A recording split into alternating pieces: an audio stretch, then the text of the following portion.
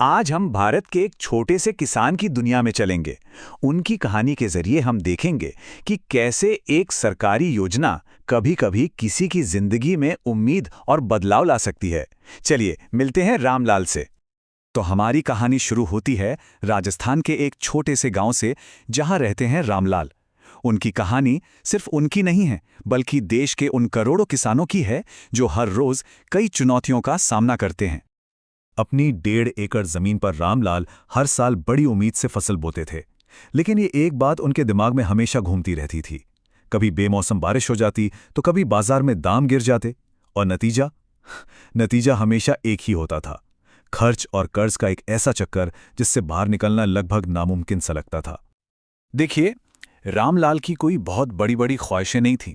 वो तो बस इतना चाहते थे कि उनके बच्चों को अच्छी शिक्षा मिले और परिवार को 2 वक्त की रोटी।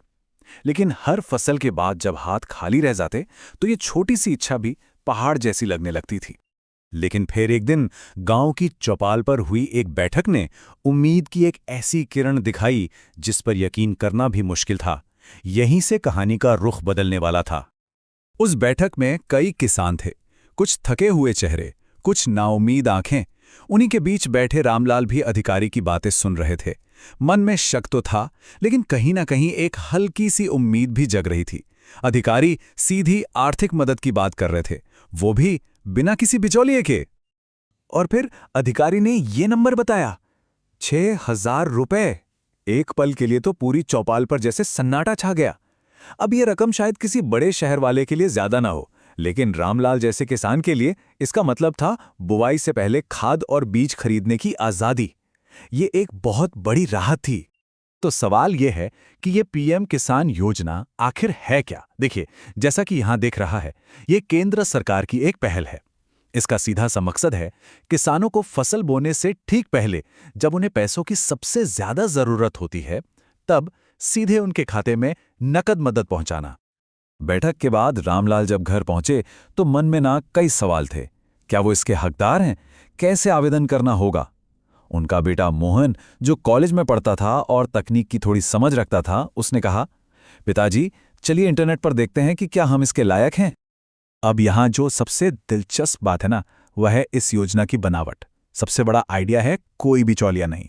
मतलब पैसा सीधा सरकार के खजाने से किसान के बैंक खाते में।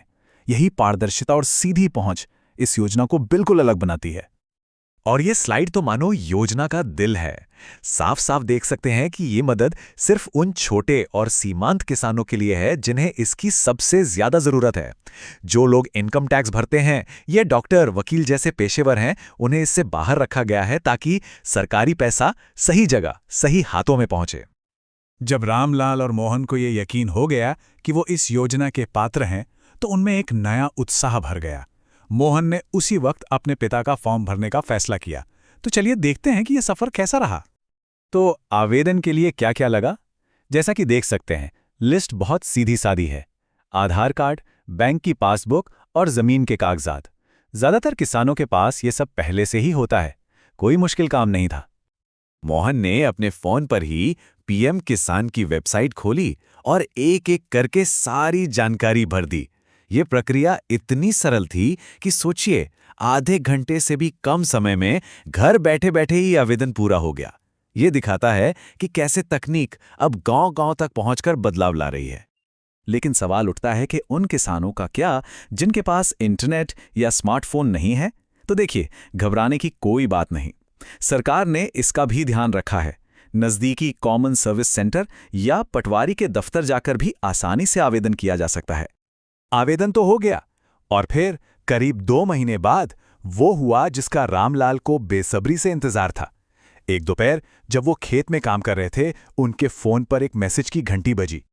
मैसेज में लिखा था, आपके खाते में 2,000 रुपए जमा कर दिए गए हैं। यह सिर्फ एक मैसेज नहीं था, ये एक भरोसा था। इस बात का सबूत था कि अब वो अकेले नहीं हैं। कहते हैं, उस दिन रामलाल के मन से एक बहुत बड़ा बोझ उतर गया था। तो सवाल यह है कि रामलाल ने इन पैसों का किया क्या? ये टाइमलाइन दिखाती है कि कैसे एक तय आमदनी किसान को बेहतर योजना बनाने में मदद करती है। पहली किश्त से उन्होंने अच्छी क्वालिटी के बीज खरीदे, दूसरी से जैविक खाद में निवेश किया और तीसरी से पानी बचाने वाली ड्रिप सिंचाई लगाई। हर किश्त एक छोटा लेकिन समझदारी भरा निवेश साबित हुई।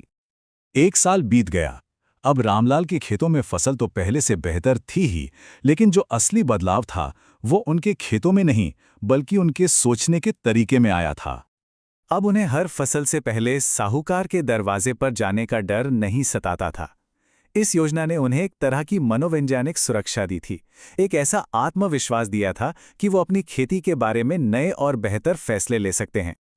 और अब रामलाल गांव की चौपाल पर दूसरे किसानों को अपना यही अनुभव बताते हैं।